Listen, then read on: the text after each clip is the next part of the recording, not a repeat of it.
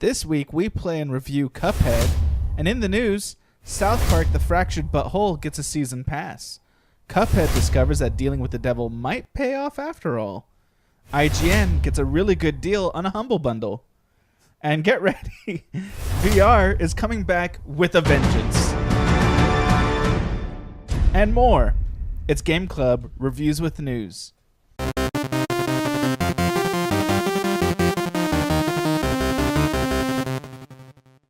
Enjoy some footage of us dying repeatedly playing Cuphead while we cover the video game news of the week. And then at the end of the video, we will review Cuphead. So, Chris, this has been an interesting week for video game news. All kinds of stuff from all over the gaming world. Let's see, where to start? I wanted to talk briefly about this thing CNN discovered. Did you hear about this? No, I didn't. So, I guess there was an extensive... I guess it was discovered, and CNN reports on it, that Russia had an extensive program to meddle in sort of the social commentary, the social conversation of America. Okay. And it did a number of things using Facebook and Twitter, YouTube, Tumblr, and even Pokemon Go. Oh, my God. That's where it becomes video game news. You remember the... I don't know, the internet movement that went around for a while, the Don't Shoot Us movement. It was kind of like loosely linked to the Black Lives Matter. The hands up, don't shoot one? Yeah, the Don't Shoot Us. Yeah, it was based on the one story that happened where it says don't shoot me, and then the guy got shot anyways. Do you remember that? No, movement? not really. Well, it was a movement. I remember it. I remember going around Facebook. Apparently, that was, according to the CNN exclusive discovery, that was a movement pushed by Russia in an effort to sort of seed discord among Americans, racial discord. And I'm not going to get into all the politics and all the Russia this and politics that of it, but I thought it was crazy that they used even Pokemon Go. So in the CNN article, this is where Pokemon Go comes into play. CNN has not... that's not it. Rewind. So, specifically, the Don't Shoot Us contest directed readers to go find and train Pokemon near locations where alleged incidents of police brutality had taken place. Users were instructed to give their Pokemon names corresponding with those of the victims. A post promoting the contest showed a Pokemon named Eric Garner for the African-American man who died after being put in a chokehold by a New York Police Department officer. Winners of the contest would receive Amazon gift cards, the announcement had said. It's unclear what the people behind the contest hoped to accomplish, though it may have been to remind people living near places where these incidents had taken place of what had happened and to upset or anger them. CNN has not found any evidence that any Pokemon Go users attempted to enter the contest, or whether any of the Amazon gift cards that were promised were ever awarded, or indeed whether the people who designed the contest ever had any intention of awarding the prizes to begin with. So anyway, but that's interesting, right? That what I think is newsworthy here for Game Club is politics in a very very broad scale entering into the realm of video games, even if it's more of a casual game, Pokemon Go. Yeah, pretty crazy. Yeah, I mean, it was a casual game, but it was sort of the casual game everybody played. Yeah. Not me. I mean, I was better than that, but not you, Chris. You were totally not better than that. I had fun, actually. My wife still plays it. Oh, yeah? Yeah. Has it changed much since those good old days? I have no idea. Yeah. But I mean, it's good exercise, so. Yeah, it's true. Walking around. Yeah. Being in weird places where there's lots of people also trying to catch Pokemon. Going out in the sunlight. There's this thing called sunlight I hear about. I don't know. I haven't tried it.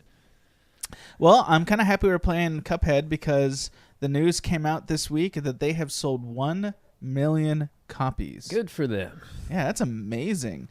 Especially after all of this hard work. Something you're definitely seeing from the footage is that this game is completely hand-drawn, which is amazing. And it's got so much footage in it, so much detail, so much beauty to it. And it's just... This is the reason I'm reporting on this is I wanted to sort of have a quick discussion with you, Chris. Are we seeing the emergence of AAA indies? What do you mean? Well, I mean, okay, so rewind 5 years ago. Like Star Citizen would maybe fall into that category, right? Right. $160 million, I think they just passed. Right. If you rewind 5 years ago, the situation was you had AAA games. We all knew what those were. Yeah. We had the A games, the middle of the pack games. THQ was often in the mix of those, and there's a number of other like smaller developers, publishers that were in the mix of the middle publishing level. And then we had all the shovelware trash bottom stuff. Yeah. And then what happened was the middle dropped out, and from all those developers who lost their jobs from the middle dropping out, they went into the indie sphere, created what is now indie gaming for the most part, at least as it is now. Made by former AAA people. Yeah, and middle level people. And all those shovelware companies, they left consoles primarily and went on to mobile. So, and then for the next few years after that, we had the AAA sphere, not much in the middle at all, and then the indie sphere. And that was the nature of everything going on. But are we now seeing AAA games now selling in the millions on all of them? Indie games. Now that they're beginning to sell in the millions, we've had Rocket League, we have PUBG, we have Cuphead, we have the one you just mentioned, Star Citizen. Are we seeing the emergence of an actual new AAA like space that is built on the indies as opposed to the traditional AAA? Maybe indies have just grown a little. Yeah. Maybe it's not quite new more as much as it's an evolution of indie, or what indie is, or what indie can be.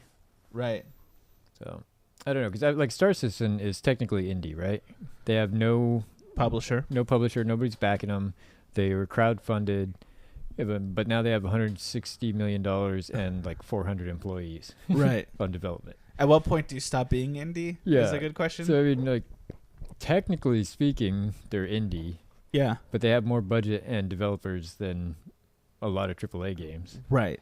So maybe we just need new terms. Yeah, I mean, but like to a lesser degree, that like Rocket League, right? Rocket League was a totally indie game that has, last time I checked, which was quite a while ago, sold 20 million of its product of Rocket League, the game. And so now it's bigger than some big developers. And now we have Cuphead selling 1 million copies of itself, which is quite a huge like the first win. week, right? Yeah, within less than 2 weeks after its release. Yeah, we've kind of seen this though in pretty much all the media, haven't we? Like music has been similar, right? Basically the dying of the popular, culturally significant sphere, and like the rise of like new crowd-funded. Yeah, and all these indie artists can get on the internet and go direct to their audience, and right. The gatekeepers are kind of gone. Sort of, but they're actually still there making fake indie stuff. Yeah, that's a weird thing that happens too. Yeah, and then movies have been a similar thing too. Right. So I don't know. It's an interesting time to be alive. Yeah, now that you mention it, even in video gaming, we have sort of fake indies, right? Like Ubisoft has like grassroots, or what do they call it, astroturfing? Right, like fake grassroots.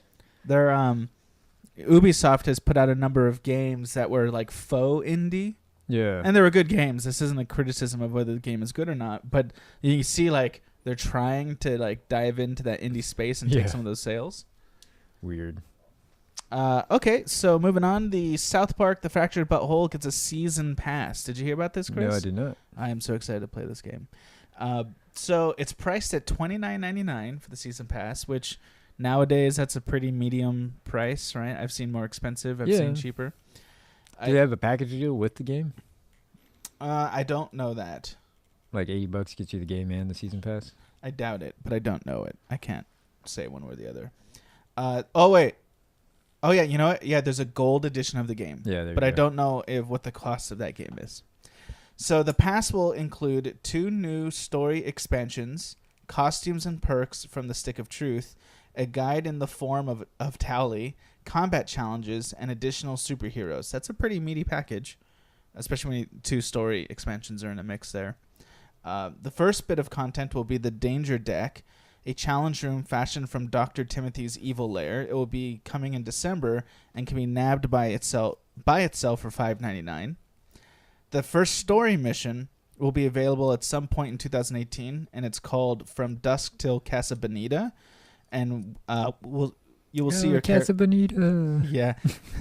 And we'll see your character team up with Cartman and Kenny to defeat demons at the world's greatest restaurant. The second story expansion is titled Bring the Crunch, but doesn't even have a description. Both can be purchased separately for $11.99 each. Those are good prices for... I mean, I'd rather have $9.99, but $11.99 is not too bad. Yeah. And then there's a bunch of other stuff, which I'm not going to go through the whole description. By the way, I'm getting this information and these descriptions from Destructoid, I should mention. So I wonder how rich Matt and Trey are now. They're so rich they can do whatever they want. Filthy. I mean, Matt, they're the only people that I know of in all of television that are... It's not that they do, but they are allowed to make their episodes the week they get published. Crazy. Like, who in the right mind would make that deal? Well, apparently the creators of South Park and Comedy Central. But like, they're the only ones who are able and allowed to do that.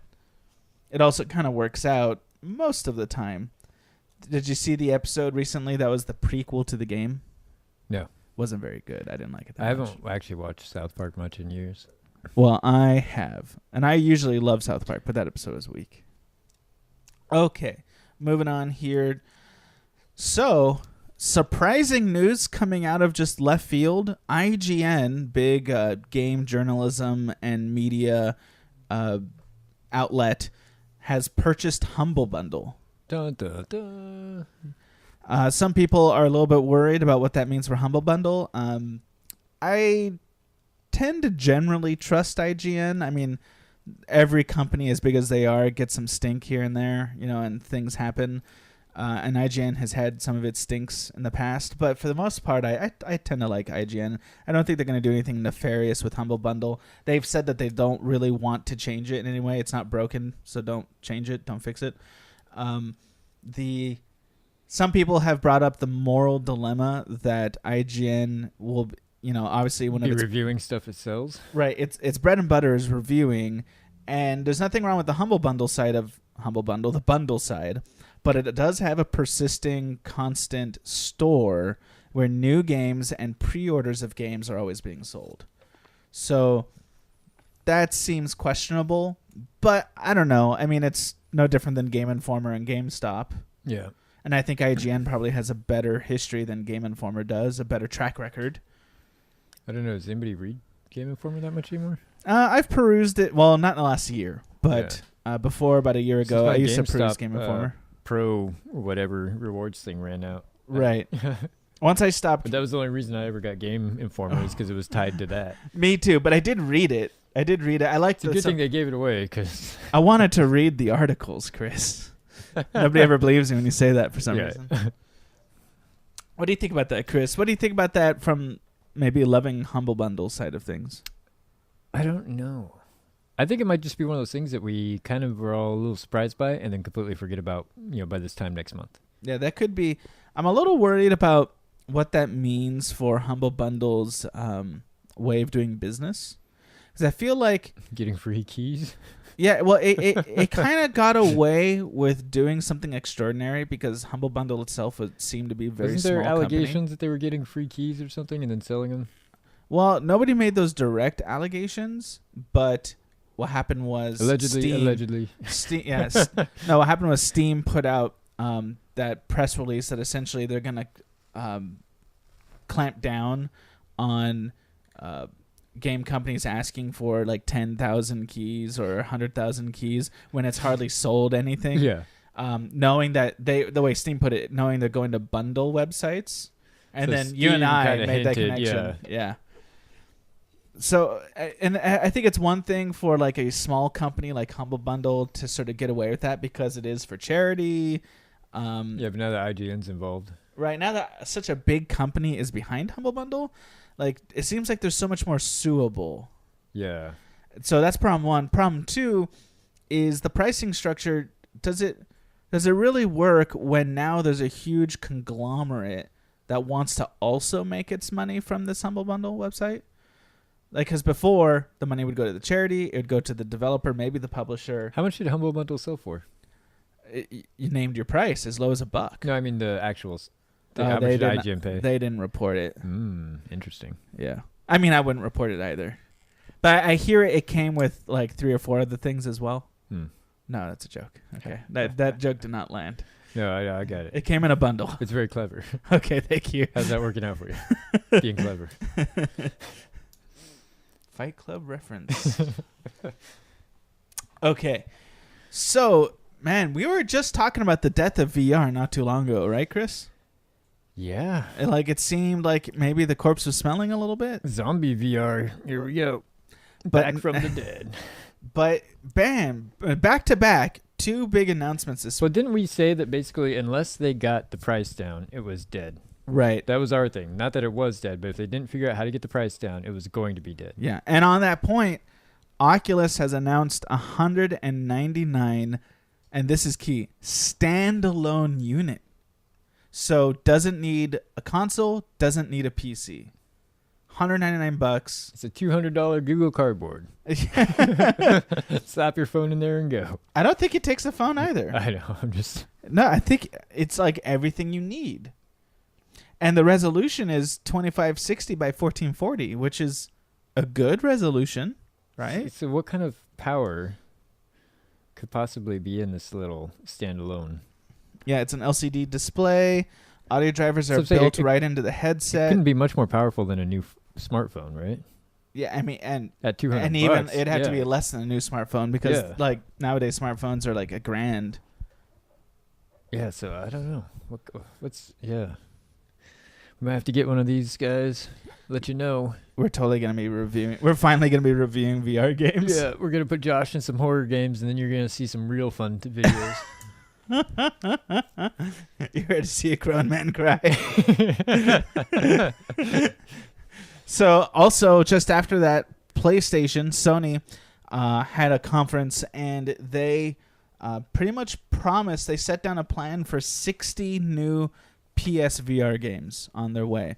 So we already reported that the headset is going to be getting a slight update. Nothing too big, but just sort of a refinement. It doesn't make your old PSVR, what do you call it? It doesn't defunct that or obsolete. Doesn't make it obsolete. That's the word I was looking for. So you can still continue to use either one because it's just a slight like update. And some of these games look pretty awesome, Chris. So you have a game, Bravo Team, which is, of course is trying to like, it's made by Supermassive Games, which they're the makers of Until Dawn and Tumble VR. They're creating an intense first-person shooter for single-player or online 2-player co-op. Also, Doom VFR, which I believe is just the full Doom game in virtual reality. Awesome. Something we've been waiting for 30 years. Yeah, Gran Turismo Sport. Let's see, name a few others here. I saw Skyrim VR was on there. Skyrim VR, but I mean, womp womp. Yeah, people have already been doing that with their PCs. Ooh, a new Pixel Jump game, Pixel Junk VR, Dead Hungry. It looks like you're using food to maybe battle off zombies. There's the Skyrim VR. The Inpatient, which is a game, let me see. The explanation here is the premise is the stuff of nightmares. You're a patient in the sanatorium and suffering from amnesia, so your main goal is to unearth your memories to discover who you are and why you're there and so forth. And tons and tons of more games than that. So VR looks like it's getting a second wind, wouldn't you say? Yeah. Found some brains and it's eating it up. Brains. Yeah. Okay, moving on. So, I guess John Carpenter, the famous director of horror, he's in a band apparently, and that's not the news here. But what kind of music they play? I don't know. I'm kind of curious now about John Carpenter's band. Is he in a Carpenter's tribute band? Because that'd be awesome. Fantastic. So he was featured in The Guardian last week because of a tour he'll be going on pretty soon, and the opening to this interview is pretty amazing, and I'm using here Kotaku as a source, but they you can get the whole article in The Guardian. So here's how it starts. the Guardian says, "Hi, John. What have you been up to?" Carpenter says, "I've been playing the video game Destiny 2. It's a sci-fi game. It's fun." And then they say, "I've heard of that. Isn't it really hard and involves shooting aliens?" He replies, "Oh, it is hard. That's why I've dedicated my life to learning how to play it. At my age, why not? It keeps me out of trouble." There's no news here, just that's an epic answer. Fantastic. It's great to see people like John Carpenter who's just like, yeah, this is what I'm doing now. I'm doing Destiny 2 now. I'm playing video games now. Yeah. What are you doing with your retirement? Playing video games. Get off my lawn. So a trademark hints that there might be, Nintendo put out the NES Classic and now the Super NES Classic. A trademark hints that there's a new classic on the way, and it is the Game Boy Classic, Chris. The old brick Game Boy. Yeah, I had one of those back in, I don't know, forever ago. Speaking of zombies, you could beat zombies with this thing, and it would not break. You drop it on your foot and break your foot. And then play Tetris while you're getting it mended up. I mean, the game, it was such a well-built machine. I mean, mine, the last time I dug mine out of a box, it still worked. It was all it's like gross the looking. Jumanji of video game consoles. Yeah. So nobody knows anything about this yet, but to remind everybody, the Game Boy has a library of over 1,000 games. Wow. So there's a lot to choose from. It's got some classics, some of the number one selling games. We looked this up. Tetris was the number one selling game, obviously. Pokemon Red, Green, and Blue. So this might be a time for one of these classic consoles to get a Pokemon game. Super Mario Land, which is like the weird redheaded stepchild of Super Mario. That's where, if anybody wonders where, oh no, what's that princess's name? She's in the Mario parties, the brunette. Well, she comes from this game. She was the princess to be saved in the original Game Boy Super Mario Land game. You also fight aliens in that game, so it's a very different Mario game. Mario gets around. Yeah, Mario gets around. Dr. Mario, we've got to pray just to make it today. Dr. Mario, it's gonna be so much fun. Wario Land, Kirby's Dream Land, Donkey Kong Land. There's a lot of lands here. Yeah, Legend of Zelda: Link's Awakening, F1, totally legit game. F1 Race, Yoshi, Donkey Kong, Kirby's Dream Land, and Dreamland 2. So all kinds of games. Metroid 2, right? A lot of people think it's the best Metroid. It's weird that an NES game got its sequel on the GB on just the Game Boy, not on like Super NES or something like that. Not a lot of people know that. We're gonna get an N64 classic. Yeah, that would be cool. I have a feeling that's probably the hardest of the bunch to do. I imagine like that 3D processor, it is maybe it's the strangest to emulate out of the whole bunch. Like, cause like all you need is Raspberry Pi to make an SNES or an NES or a Game Boy. But could it not due to power, but due to just the odd technology, could you really throw N64 games that easily on a Raspberry Pi? I have no idea. Neither do I, but I imagine you have the most opportunity for glitches and weirdness on the N64. Like, do you think they're using Raspberry Pis inside all these SNES and NES classics? No, they're not, but apparently... That'd be pretty funny if they were. No, but here's what is funny, because people have broken open the SNES and the NES to like do stuff to it and tweak it and mod it. The SNES is the exact same hardware as the NES Classic. Huh. So, which means... Just a different plastic shell. And which means if you're not... if you're not opposed to doing nefarious things... Just do a firmware update, basically, and you get yourself a SNES. Right. You can just install ROMs onto the NES and get SNES games on it. The problem will be the controller, though. Yeah. You'll have to figure out a way to make something with more buttons work on that console. So, anyway, next thing might be the Game Boy. Well, will it be handheld, Chris? And is that even a good idea? Do we want some like trashy classic handheld? Like, it's one thing to give me like a classic console that you can just put on a shelf and right. You put it on a shelf and you can kind of have fun with it, like with some kids or whatever. It's like, remember the plug-in accessory for your iPhone that could make it look like you had a big old handheld, like ear and microphone piece, whatever it's called, like an old rotary phone thing. Right. Like, it was funny, but I don't know anyone who actually bought them. Like, how hipster are you? Right. And it's like there's something about going from classic gaming in front of a television to having to like carry around a classic handheld and look like you're from the Stone Age. Especially one that's like a brick. Right. It'll probably be smaller, but it'll still be a little trashy black and white screen, right? Green and yellowish screen. Of course, what they might do is like sharpen up all the ROMs so they can have a bigger, sharper screen. It'll still be monochromatic, but that might be neat. I think I'd rather just have the thing where you plug your phone in and it makes it look like a Game Boy. Yeah. I think I'd just get that and call it a day. Well, we're calling it a day with this last piece of news, and then we'll do the review. Now you can play as Colonel Sanders in WWE 2K18. Oh, I've been waiting. I've been loving the photos of seeing Colonel Sanders. All my life, this is what I've been waiting for. Yeah, Colonel just Sanders like ripped out of his skull, Colonel Sanders. Love it. 7 herbs and spices, and one of them's HGH. Okay, Chris, let's talk about Cuphead. All right. We might be a week late on this video as far as Cuphead goes, but it is worth the week wait. I don't know what I'm trying to say. Cuphead, developed by MDHR. Let me read from the official description of the game from the Steam page. It reads, Cuphead is a classic run-and-gun action game heavily focused on boss battles, inspired by cartoons of the late 1930s, or the 1930s. The visuals and audio are painstakingly created with the same techniques of the era, that is, traditional hand-drawn cell animation, watercolor backgrounds, and original jazz recordings.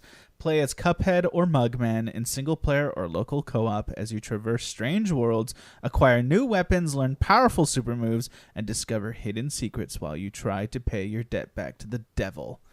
So pretty cool game, right, Chris? Yeah, definitely. So, like the description mentioned, this is a hand-drawn game, a lot of watercolor background.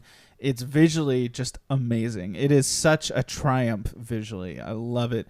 And it's not just like... Sometimes people try to riff on like an old style or an alternative style, and it's sort of a half-hearted, like, yeah, they kind of did it. But this is not like that at all. They nail the 1930s look, don't they, Chris? Absolutely. I mean, include like down to like the almost satanic angry faces, right?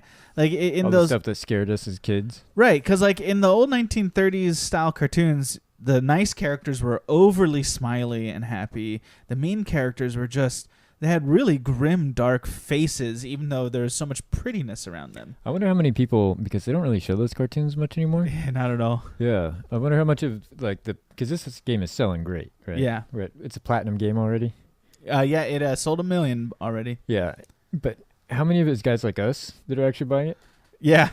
Because I don't think Josh even really remembers those cartoons very much. Yeah, and honestly, youngin'. That was just something that, I mean, I caught in my very early childhood. They pretty much started wiping those away around the turn of the millennium, just pretending like they never existed. Yeah, they got taken over by Transformers and G.I. Joe and all that. Yeah.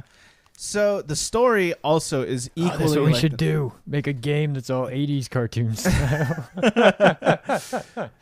So the story is also very much like the 1930s cartoon. You have these two innocent characters who are on their innocent way, and then they kind of get tempted into the casino where they're playing It Looks Like Craps, and they're killing it. They're making all this money, right? Being sucked into the allure of the sinful casino. And the devil himself, the owner of the casino, walks up and makes a deal with them. If they roll correctly, next roll, then they win something. I think it's like 10 times the amount of money or something like that. And then if they roll incorrectly, he gets their soul. And Cuphead jumps right headlong into it, being wowed by being awed by the opportunity to have more and greed. And then he rolls incorrectly, and now they all owe the devil their souls, Cuphead and Mugman. But to repay their debt, they make a deal with the devil that they'll go put the smackdown on his other debtors.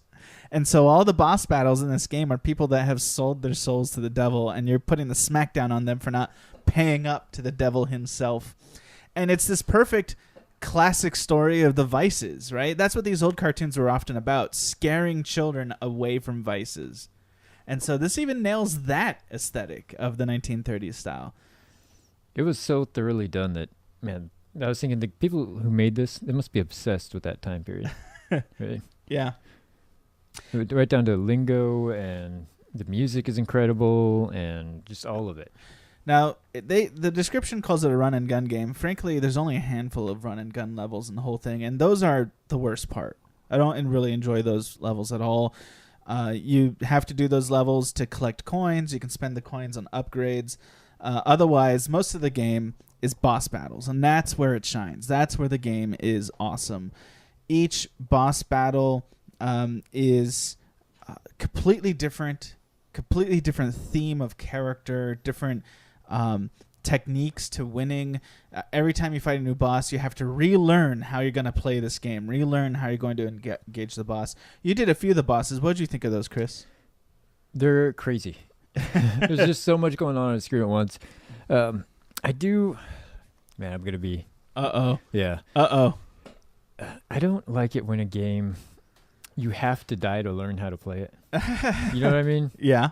There's no, no matter how good you are, you're not going to do... well at first. Yeah.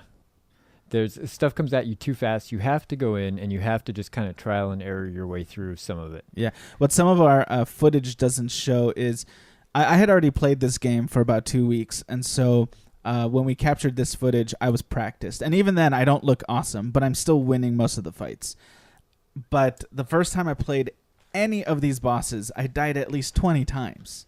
Yeah, and I don't mind a game being difficult, but it's just that the attacks and everything are so random. Right. And there's no health bars. So sometimes you're not actually hurting the boss, and you don't really have any way to know that. Well, actually, the bosses flash when they're being harmed. Right, but there's so much going on that you can't really... hard to follow it. Yeah. Yeah.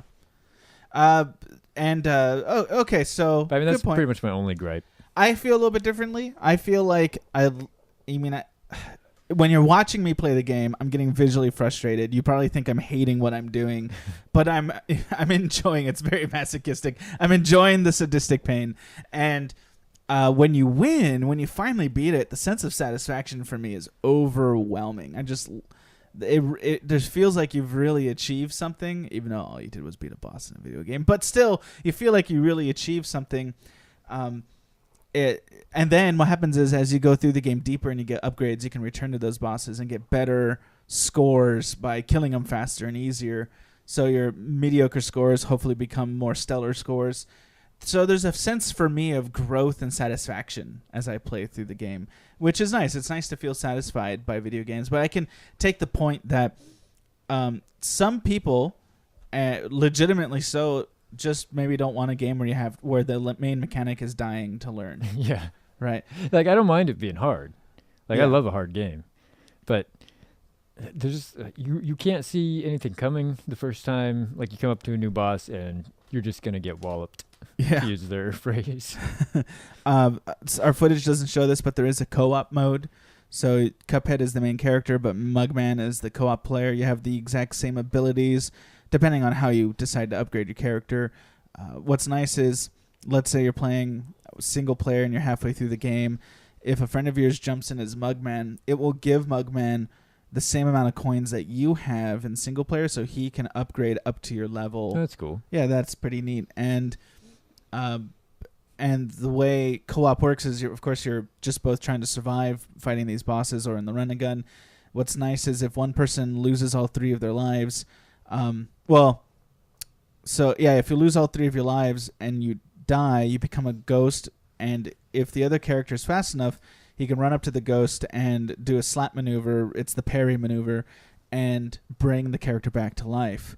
If that doesn't happen, you can steal a life from your friend, which, good old Contra. Good old Contra style, stealing lives. Also, let's see, is there anything else I'm missing from the co-op? I like the co-op has a lot of fun. It's unclear to me whether the co-op makes the boss harder, like giving the boss more health or not. It was hard for me to tell if that's the case, and there's no way to judge it. I guess I could have looked it up on the internet. Everything's going so fast. There's no time to figure out what's going on. Yeah. So the game is $19.99, so a little bit more on the pricier level of these indie games. But I'm surprised. I would have thought that this would be a $30 game. You're right. These days, because indie games have jumped up a little bit. Yeah. And fair enough, inflation and all that. But yeah, I guess that's a fair point. I mean, I probably would have guessed at least $24.99. yeah, So $19.99 is pretty good, especially because it's pretty full package. yeah. Great animation, great audio. I was talking about they had to record all of this fresh jazz music to sort of fit each stage and boss. Yeah, I mean, the soundtrack alone is a major feat. Yeah. I would say it's worth the $10. Just kind of giving away my review decision here. Right. The and it's I've been playing it for 2 weeks, not straight through, not like every day, but in like big play sessions. And I'm in my own personal game about 40% through the game. So it's a pretty full package. There's quite a few bosses. And So I can guess how you're gonna. What's our conclusion on this one? all Pretty easy, right. So most people probably know this already, but just in case, the way we review games is we give our determination whether this is worth the full price, if it's worth more than that, so she can kick in to get the soundtrack or offer some more money to the developer through DLC or through Patreon, whatever. Or we might say it's not worth the price, wait for sale. Or bottom line, don't buy it at all, avoid the game. So those are our 4 sort of tiers. I am going all in, Chris. I think you should A, buy the game, $19.99. And B, I think most people will love it, and you should show your love by going the extra mile. Either buy the soundtrack. Personally, I liked the soundtrack amidst playing the game. I don't think I want. You don't sit around and listen to swing? I'm not going to sit around and listen to swing music. Absolutely. So because you're a Philistine, right? So what I would probably, I'm probably going to look for another way to give money to the developer. Probably. I don't know, either by immediately gobbling up any merch that comes out for the game or anything that some kind of addition or DLC if it ever comes or something. But I love the game. I'm all in. I think it's worth $19.99 and more so. Chris, what about you? I'd say pay your $19.99 for sure, and then go pay the $9.99 for the soundtrack for a couple of reasons. One, support a developer really going out on a limb and doing something different, but doing it well. Not just different for the sake of different, yeah, but really bringing this aesthetic in. This was like a 4-year development. Yeah, and really doing his homework and everything through and through. And buy the soundtrack, because first off, big band music's awesome. Okay.